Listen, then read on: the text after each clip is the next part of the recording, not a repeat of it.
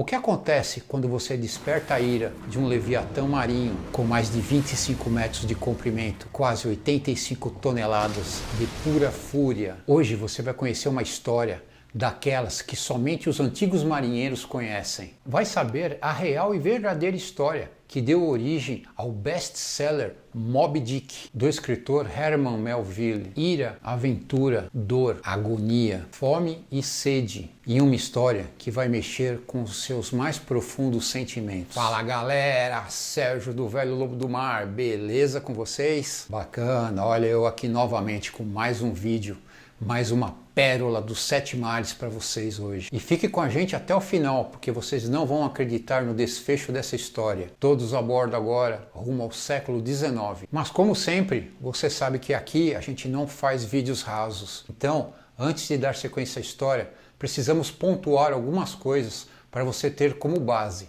2000 anos depois. Durante o século XIX, o óleo de baleia era um item muito valioso. E quem estivesse à frente desse mercado, relativamente, tinha o poder em suas mãos. É mais ou menos como fosse o petróleo que nós temos hoje. Como o próprio nome diz, o óleo de baleia era retirado das baleias.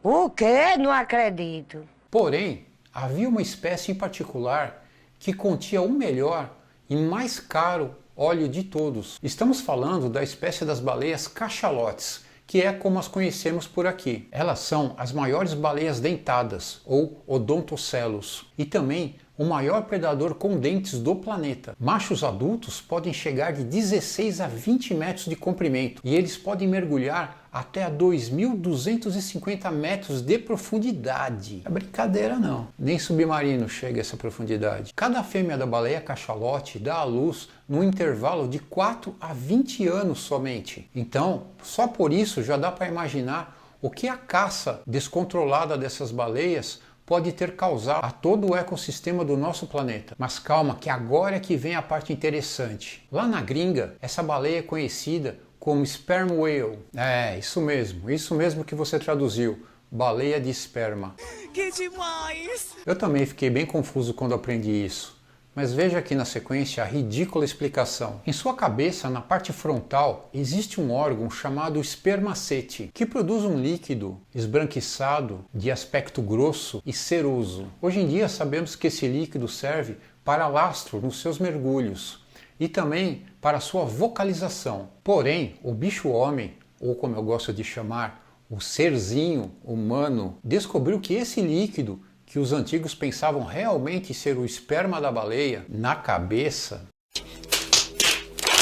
era o melhor óleo que se podia usar para os lampiões das ruas antigamente e também usado largamente na lubrificação de máquinas industriais. E este era a parte mais cobiçada das baleias. Pontuado aqui mais uma vez a ignorância humana, vamos então dar sequência à nossa história. Tudo começou no início do século XIX, Nantucket, uma pequena ilha na costa de Massachusetts, na América do Norte. Massachusetts era considerada o epicentro da desumana e extremamente lucrativa indústria baleeira global. A milionária indústria do petróleo ainda não existia e o óleo de baleia era um produto indispensável, usado para iluminar as ruas da cidade, lubrificar máquinas e até na construção civil. Só uma curiosidade, o óleo de baleia foi usado largamente na construção de muitas edificações do começo da nossa colonização. Era um ingrediente indispensável para se fazer uma espécie de cimento ou argamassa, quando misturado com cascalhos de concha e areia das praias. E ainda hoje, construções da época de Padre Anchieta e da catequização dos índios no nosso litoral ainda estão de pé. Podemos ver isso em várias cidades aqui do litoral de São Paulo, como por exemplo em Itanhaém, onde igrejas e conventos ainda hoje podem ser visitados e foram construídos com esse tipo de argamassa.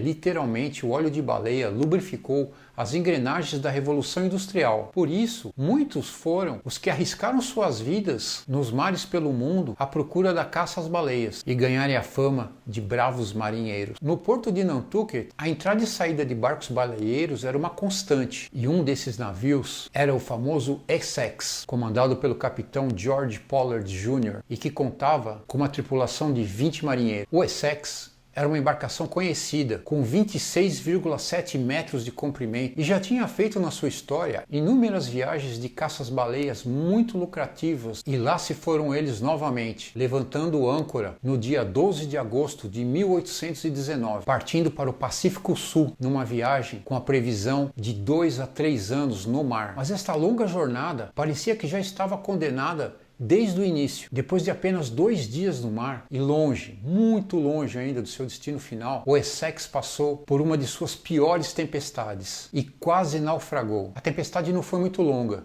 porém danificou muito o navio, e o que fez perder 2 dos seus 5 botes baleeiros. Botes baleeiros? E quando alguma baleia ou cardume eram vistos, eram lançados ao mar esses pequenos botes baleeiros, os quais, movidos a remo, perseguiam as baleias e aproveitavam quando elas subiam para respirar na superfície para lançar arpões presos a cordas a seus barcos. Bem, ainda no mar foram feitas todas as manutenções necessárias do navio, porém você conhece os marinheiros e sabe como são supersticiosos. Uma semente de dúvida foi plantada na tripulação, os quais achavam que a tempestade seria um sinal, um mau presságio, mas o capitão Pollard, com punhos de aço, ordenou que isso era realmente um absurdo supersticioso e infundado, e que tinha contratado homens do mar e não crianças choronas, e decidiu assim continuar a expedição. E nem é preciso dizer que numa viagem com previsão de ficar 3 anos no mar, muitas outras tempestades ainda iriam entrar no caminho do Essex. E foi exatamente isso que aconteceu. A cada tempestade, o navio ficava mais fragilizado, assim como o estado psicológico de todos os marinheiros. E logo começaram as primeiras desistências. O primeiro foi Henry DeWitt, que desertou do Essex alegando que a viagem estava fadada à tragédia e que até então pouquíssimas baleias haviam sido capturadas, algo que nunca tinha acontecido antes. Então, numa parada de rotina na costa do Equador, ele decidiu deixar o navio e ficar em terra firme. E já posso afirmar que foi a melhor decisão que ele tomou na sua vida. Esse cara só podia ser um vidente. Ah, se eles soubessem o que ainda estaria por vir. Agora eram somente 19 marinheiros e mais o capitão. A viagem prosseguiu, porém nada de baleias no seu caminho, e rumores de má sorte e maldição rondavam o convés. O que eles não sabiam é que toda aquela área baleeira já estava praticamente esgotada pela ganância de toda a frota que ali caçava. Porém, ao cruzar com outros navios baleeiros, tiveram a informação de um novo local de caça, a mais ou menos 2.500 milhas náuticas distante de onde estavam, o que os levariam para águas desconhecidas, mas alegavam ter ali mais baleias do que jamais tiveram visto, e para lá seguiram. No meio do caminho, cruzaram com as Ilhas Galápagos. Sim, aquela de Darwin. Se você quer saber mais sobre isso, veja nosso vídeo Bajaus, os Nômades do Mar. Vou deixar aqui em cima para vocês. E decidiram parar ali em Galápagos para pegar um pouco de provisões. Mas isso não significava descer a terra firme e ir a um supermercado. Galápagos era deserta, virgem, e os marinheiros decidiram abastecer o navio com as enormes tartarugas que ali habitavam. Sim, acho que todos vocês já devem ter ouvido alguma vez na vida sobre as enormes tartarugas de Galápagos, algumas com centenas de anos, e assim encheram os porões do navio com algumas delas, especificamente 360 tartarugas. E que se ecologia, né? Tartarugas eram saborosas, não faziam barulho, podiam ser empilhadas uma em cima das outras, sem comida e sem água, ficando ali inertes na sua miserável existência. Mas mal sabiam eles que muito em breve, logo ali, teriam muito em comum com essas pobres tartarugas. Mas como eu sempre costumo dizer, o tal do ser humano nunca está satisfeito com a quantidade de merda que pode fazer. E não satisfeitos em devastar a população de tartarugas da ilha, em uma atitude infantil, alguns marinheiros atearam fogo em uma pequena área da ilha, o qual, pela vegetação seca, se tornou um grande incêndio que tomou toda a ilha de Charles, acabando de forma brutal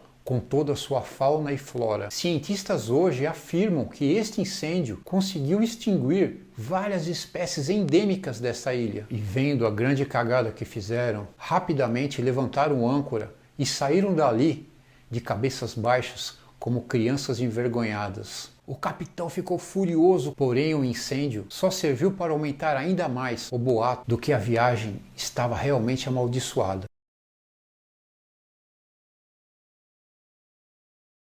Em 20 de novembro de 1820, depois de mais de um ano do início da viagem, finalmente chegaram ao lugar de caça que procuravam.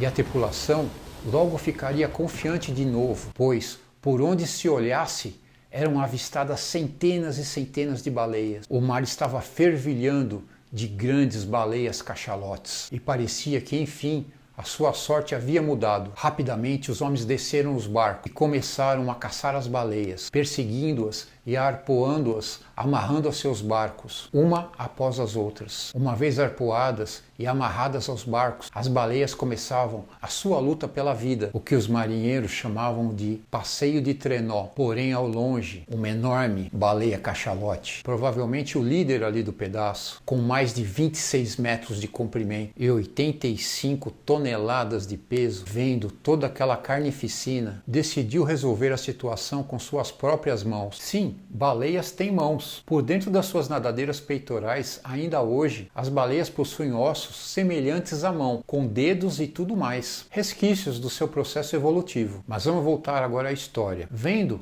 que a causa daqueles pequenos barcos estarem molestando o seu grupo era, na verdade, o grande navio Essex, a gigante dos mares, num ato nunca visto por nenhum marinheiro até hoje, investiu furiosamente e brutalmente contra o grande navio, de início colidindo violentamente a bom bordo da embarcação, deixando todos ali sem saber o que fazer. Algum tempo depois, provavelmente ainda se recuperando da primeira colisão, a baleia foi vista de longe, encarando o navio de frente, com a cabeça para fora d'água, e desta vez, no segundo ataque, muito mais forte, colidiu de frente com a proa do navio, antes de desaparecer para sempre no fundo do mar. Chocados com tudo aquilo, os pequenos botes retornaram ao navio e, ao chegarem lá, se depararam com Essex com um grande rombo no casco e enchendo de água muito rapidamente. E sem outra saída, o capitão só teve a escolha de abandonar o navio, só dando tempo de pegar algumas poucas provisões, o que incluía algumas tartarugas, alguns galões de água, um mosquetão e alguns biscoitos, água e sal. E enquanto isso, o Essex fazia sua última viagem, dessa vez para o fundo do mar. Agora eram apenas 3 pequenos botes na imensidão do oceano. E as contas eram que se cada homem tomasse meio litro de água por dia e comesse apenas um biscoito, suas provisões durariam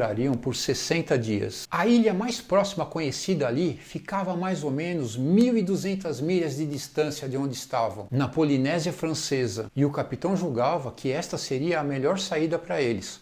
Porém, a sua tripulação não gostou muito da ideia, pois haviam relatos que nessas ilhas habitavam ferozes canibais. Então decidiram fazer o caminho inverso novamente, seguindo para o continente sul-americano, mais precisamente para o litoral do Chile, que era bem mais distante. Porém, com um pouco de sorte, conseguiriam fazer em 60 dias. Tudo isso é de arrepiar, não é? Peço que façam um exercício mental. Se coloquem agora no lugar desses homens e pensem o que vocês fariam com as situações que viriam daqui em diante. Mas vamos dar aquele tempinho para vocês conseguirem respirar. E enquanto isso, peço que curtam este vídeo e, se possível, sigam também o nosso canal. Bastando para isso, só apertar o ícone do sininho ali embaixo. Isso vai nos ajudar a fazer conteúdos muito melhores. E você vai ficar sabendo em primeira mão de todas as novidades. Foram dias de tormentos incessantes, dias e noites de muita fome, e a desidratação e as queimaduras solares faziam a pele de seus corpos descascarem como folhas secas. Os 3 botes no meio do oceano foram pegos por várias tempestades, o que cada vez mais deixavam as coisas cada vez piores, e sua provisão de biscoitos, água e sal em contato com a água do mar, acabou virando praticamente uma pedra de sal, o que a tornou incomestível. Já havia se passado um mês da deriva no oceano e muitos ali já estavam se entregando, quando de repente avistaram uma pequena porção de terra no horizonte e para ali foram. O desespero de encontrar alimento e água fresca ali era sua única esperança de vida. Porém, ao chegarem, descobriram que aquela sua ilha paradisíaca não era realmente o que eles estavam esperando. Estavam na ilha de Henderson, uma pequena ilha totalmente desabitada. Sua única opção de alimento ali Eram aves marinhas, caranguejos e uma quantidade imensa de capim-pimenta. Já perceberam que a sobrevivência ali na ilha seria algo muito difícil. Suas provisões estavam acabando e ali era uma rota que quase nenhum navio passava. Então tiveram que tomar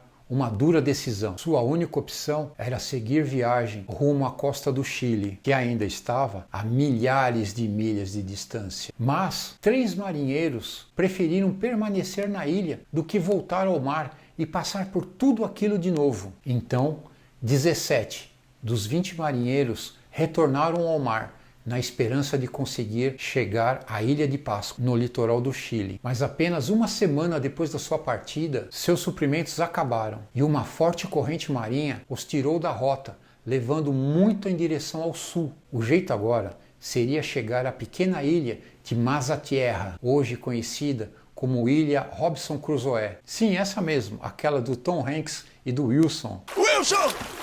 Eu estou indo! Mas em apenas alguns dias no mar, o segundo imediato, Matthew Joy, acabou morrendo. E como era costume dos marinheiros, seu corpo foi costurado junto com suas roupas e foi jogado ao mar, num funeral simbólico. Agora restaram apenas 16 homens, com seus corpos castigados e seu psicológico devastado, lutando pelas suas vidas. E como todo castigo para matadores de baleias é pouco, os 3 barcos enfrentariam mais uma tremenda tempestade, o que fez uma das embarcações se perder das outras 2, a deixando a sua própria sorte em alto mar. Agora estavam divididos em 2 e separados do grupo estavam 5 homens em um pequeno bote, mas a loucura começou a tomar conta da tripulação e não demorou muito para um dos marinheiros mais velhos de toda a equipe desistir da vida, cometendo suicídio, e este também acabou sendo jogado ao mar. Mais um mês se passou no mar e novamente outro tripulante acabou morrendo, mas desta vez um pensamento macabro passou pela mente de todos ali no bote. É triste, mas é isso mesmo que você está pensando. Não descartariam novamente o seu único alimento no mar. E seu companheiro, apesar de estar somente pele e osso e muito doente, seria consumido pelo grupo. Mais precisamente seus órgãos, coração, fígado e pulmões, e o resto seria descartado ao mar. Mas e aí eu te pergunto, está se colocando na pele desses marinheiros? O que você faria? E já no outro grupo de 2 barcos que sobraram, a má sorte novamente bateu à sua porta e os mesmos se separaram. E um desses botes, com 3 tripulantes, nunca mais seria visto. Porém, alguns meses depois, um barco bem parecido, com 3 esqueletos a bordo, acabou sendo encontrado na ilha de Dulce, e agora só restou a embarcação onde se encontrava o capitão Pollard, e ali também foi adotado o ato do canibalismo, e para sobreviverem foram se alimentando dos corpos dos amigos que ali morriam. Tinham restado apenas um bote com 4 tripulantes, e agora ali os membros restantes se recusavam a morrer, o que, resumindo sinistramente, significava que estava faltando comida de novo. Foi então que, num ato de desespero, decidiram fazer um sorteio para ver quem seria sacrificado para alimentar o grupo. Literalmente foi sorteado no palitinho, e quem foi o sortudo da vez foi o primo do capitão, Owen Coffin, de apenas 17 anos de idade. Era sua primeira viagem e o capitão pessoalmente havia prometido a seus pais que cuidaria da vida do garoto. Que situação, hein? O capitão até se propôs em trocar de lugar com o garoto, mas o próprio disse que preferiria a morte do que continuar levando a vida do jeito que estava. Alguns dias mais tarde, outro tripulante acabou morrendo de causas naturais e que, logicamente, foi parar no cardápio. Já se fazia 89 dias que eles estavam perdidos no mar, desde o brutal ataque da baleia a seu navio, quando finalmente foram resgatados por um pequeno barco que passava ali pelo local chamado Indian, e relatos descreviam que os homens haviam sido resgatados do bote enquanto ainda roíam como animais os ossos que ainda restavam em seu barco. Estavam tão delirantes que atacaram como animais os seus próprios salvadores, assim como cachorros que mordem ao perceber que pode ser retirado o seu pote de comida. Mais tarde, outro barco foi enviado à ilha de Henderson para tentar localizar os 3 tripulantes que acabaram ficando na ilha e finalmente foram encontrados ainda com vida. Às vezes comer capim vale a pena. Sim, isso é uma história real, aconteceu de verdade, e imagine só o que é estar na pele de um desses homens. Mas se você acha que depois de tudo isso, o capitão Pollard acabou pendurando suas âncoras? Se enganou, amigo. Ele voltou aos mares e ainda participou de 2 naufrágios, antes realmente de tomar conhecimento que talvez o fator sorte não estava muito ao seu lado.